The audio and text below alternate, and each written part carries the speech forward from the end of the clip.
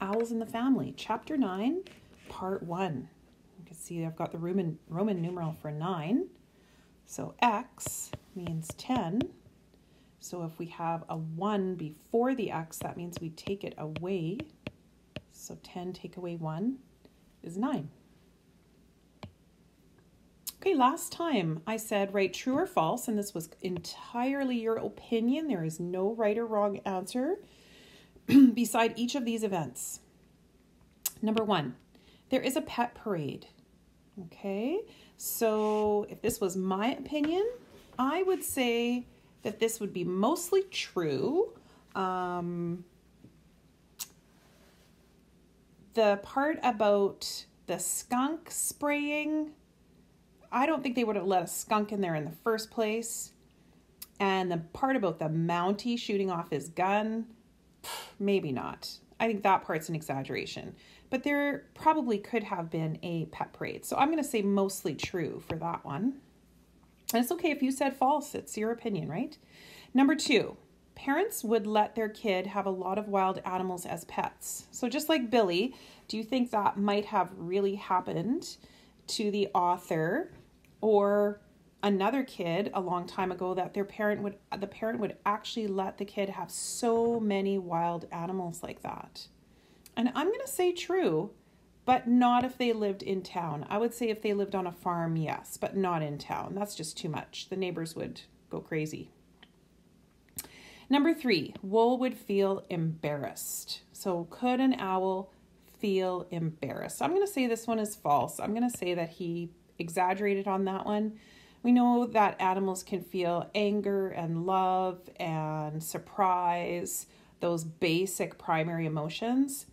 But I do not know about embarrassed. That's a more complicated emotion. So that's just my opinion. Your opinion might have been different. So I said true with a couple little changes and false. But remember, it's a book and things sound more exciting in a book. If you make them sound more exciting, add a little bit to them. Chapter 9. Wool and Weeps were with us long enough to be well known in Saskatoon, particularly Wool. As my father said, Wool never quite realized he was an owl. Most of the time, he seemed to think he was people. At any rate, he liked being with people, and he wanted to be with us so much that we finally had to stop trying to keep him out of the house. If we locked him out, he would come and bang his big beak against the window pane so hard we were afraid the glass would break.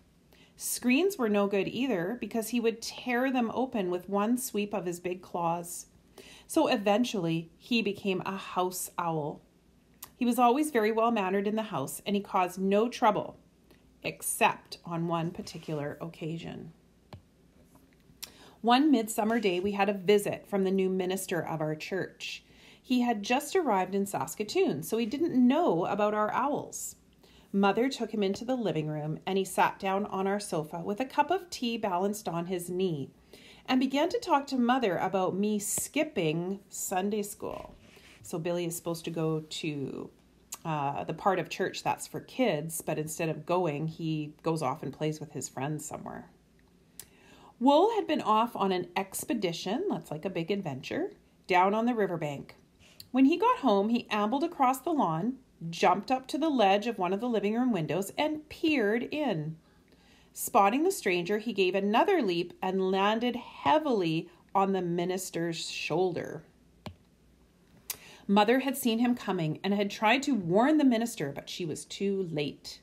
By the time she had her mouth open, Wool was already hunched down on the man's shoulder, peering around into his face, making friendly owl noises. "Hoo-hoo," he asked politely. Instead of answering, the minister let out a startled yelp and sprang to his feet. The tea spilled all over the rug, and the teacup shot into the fireplace and smashed into a million pieces.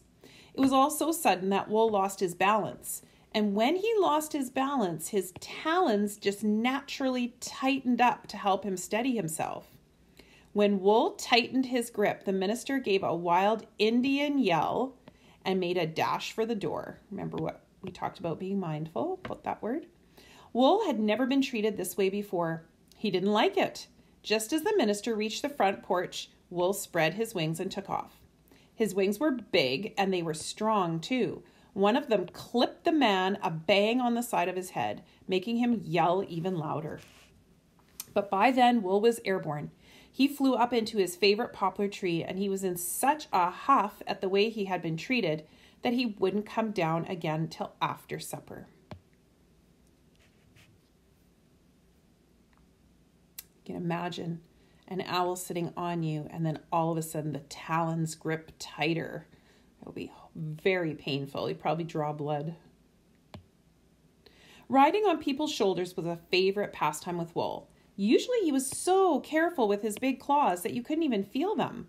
Sometimes when he was on your shoulder and feeling specially friendly, he would nibble your ear.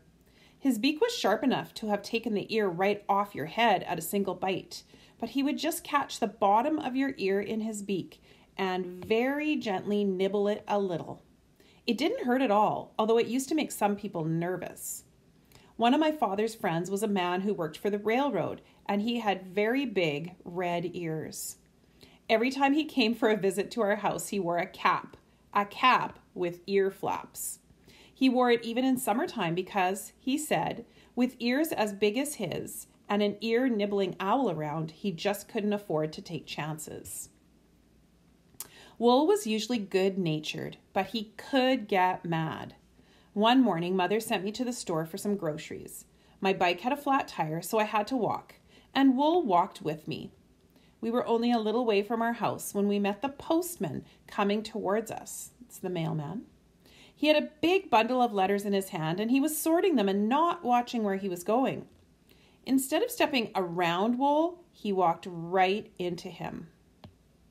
Worse still, he didn't even look down to see what it was he had stumbled over. He just gave a kind of kick to get whatever it was out of his way. Well, you could do a lot of things to Wool and get away with it, but kicking him was something different. Hissing like a giant tea kettle, he spread his wings wide out and clomped the postman on the shins with them. A whack from one of his wings was like the kick of a mule. The postman dropped his handful of letters and went pelting down the street yelling, "Blue murder," with Wool right on his heels. After I got hold of Wool and calmed him down, I apologized to the postman. But for a month after that, he wouldn't come into our yard at all. He used to stand at the gate and whistle until one of us came out to get the mail. So boys and girls, sometimes we think of birds and we don't realize how strong they are. But if you've ever seen a Canada goose, if a goose spread out its wing and had a whack at your leg, it could break the bone in your leg. So those wings are very powerful.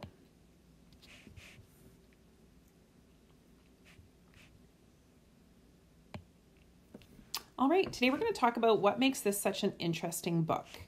Okay, and maybe you would say, oh, I really like the character of Billy and Bruce and Murray. They're so fun and they just do ridiculous things.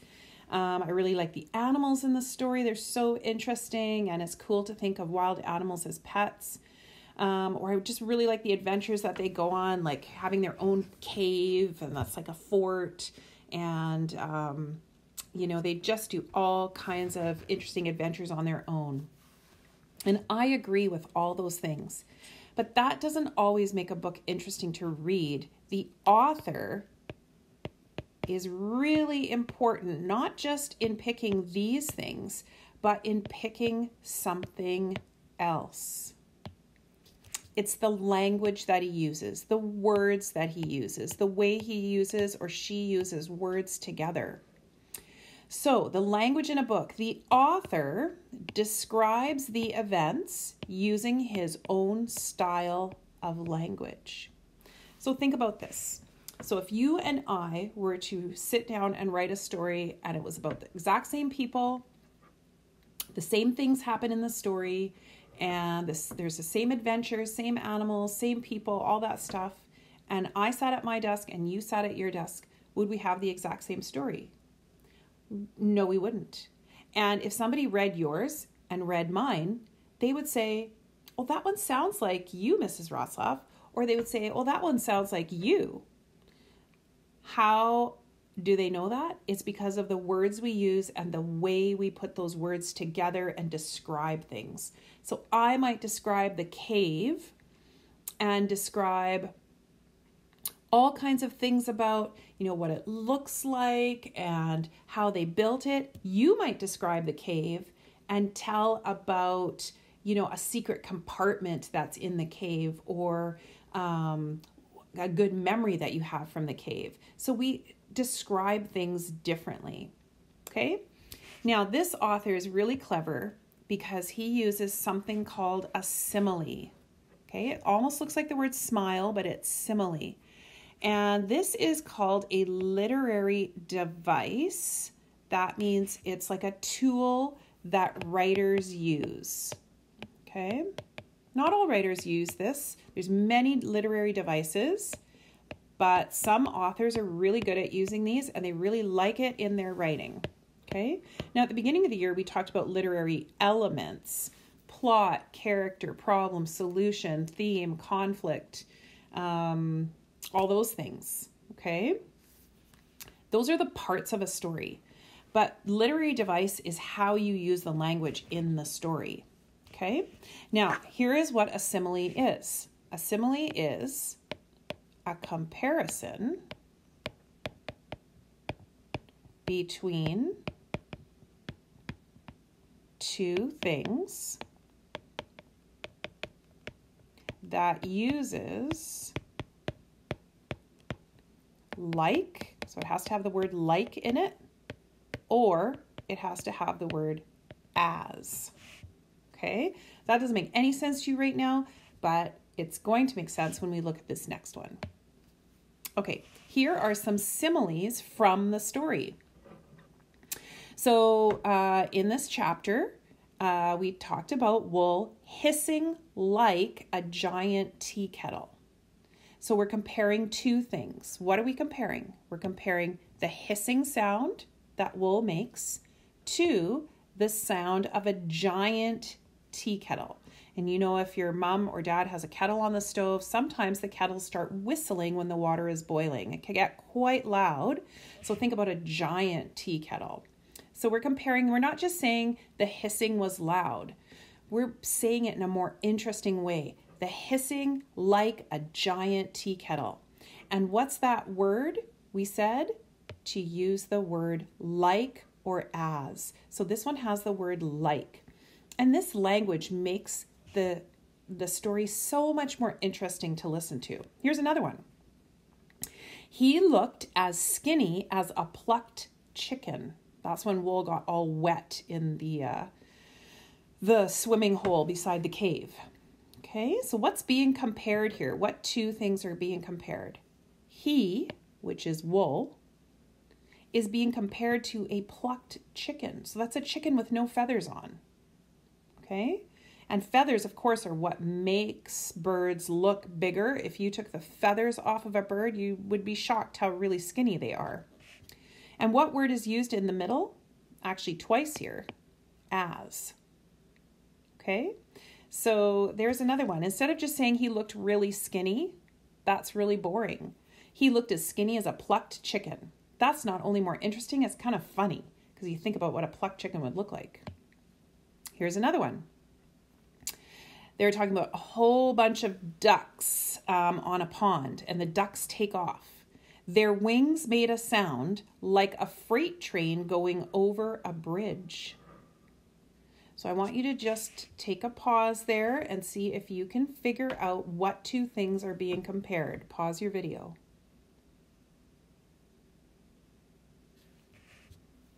Okay, so what's being compared? The wings of the ducks when they're taking off, as being compared to a freight train going over a bridge. Now, a freight train is a massively heavy and big and long train, so super noisy. And when they go over a bridge, they make even more noise because some of the parts of the bridge rattle.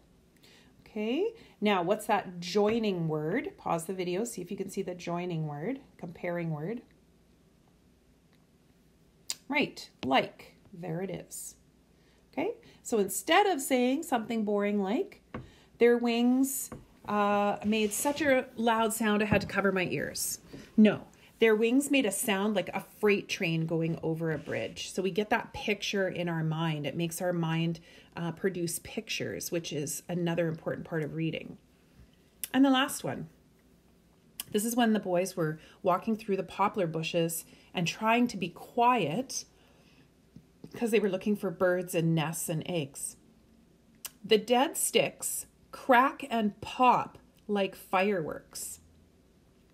So see if you can find the two things that are being compared. Pause the video. All right, so the dead sticks, when you're walking on them, is compared to the sound that fireworks make. Okay, and see if you can find the comparing word. Right, like. Okay, so those are called similes, and these are really interesting similes. Now, we use similes in everyday life. Some of them are really common, so common that the words are just going to pop into your head when I say it. Now, all of these are animals, so I'm going to read it, and I want to see what word pops into your head. As slow as a... Okay, I bet some of you thought of this one. As slow as a turtle. Okay, or a tortoise, another way of saying that. Okay, next one. As big as an... elephant. Okay, so we're thinking of the slowest animal, thinking of one of the biggest animals. Okay, next one. As busy as a...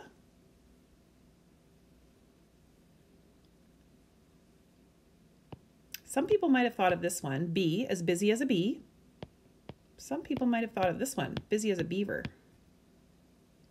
Okay, and the last one, as sly, and sly means sneaky, as sly as a...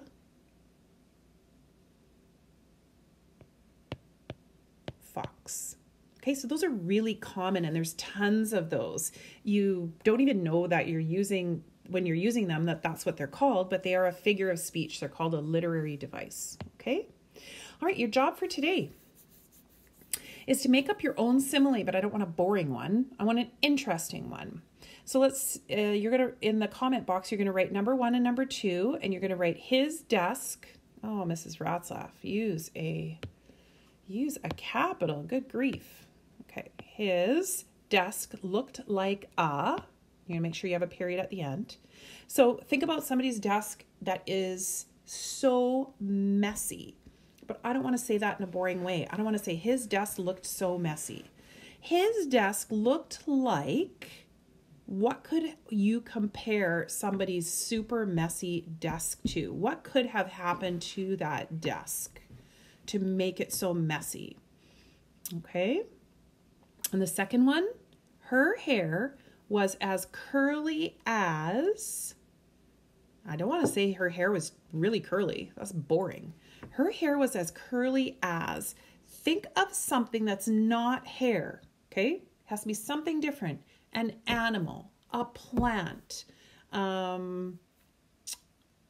anything you can think of that might sort of make us think of curls, something that's really, really curly, okay? Her hair was as curly as... What could make something really, really curly? Okay, so good luck with those two. Try to make them as interesting as you can. Try not to just use one word. Try to use several words. So like this one. Their wings made a sound like a freight train going over a bridge. Okay, so not just one word, but maybe make a little picture in your mind. His desk looked like a... and try to put a few words in there. Her hair was as curly as... and try to put a few words in there. And then tomorrow I will post some of your answers for everybody else to read. And make sure you have a capital and a period.